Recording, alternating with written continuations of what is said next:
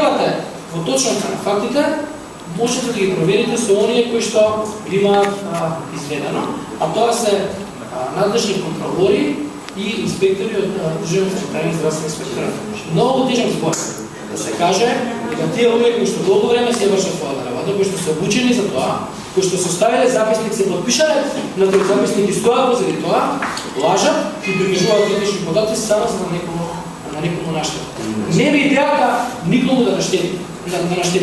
Идејата ми денеска е последен ден да се коригираат податоци и да внесат точни податоци, за да не се соочат со санкции, утре ги се исплати платата и потоа инспекцијскиот надзор кога ќе влезе, кога ќе се направи контролата, тогаш ќе бидеме обврзани да постапуваме со овој закон и да ги преземеме санкционите мерки. Инаку, за ваша информација, имаше ефект излегување кога јавност.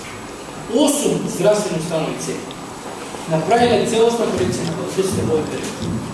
8 здравствени установи ги коригирале податоците од тоа што првично внеле, пред да имаме пресконференцијата и да ги обзнаниме резултатите, до она што реално било завршено.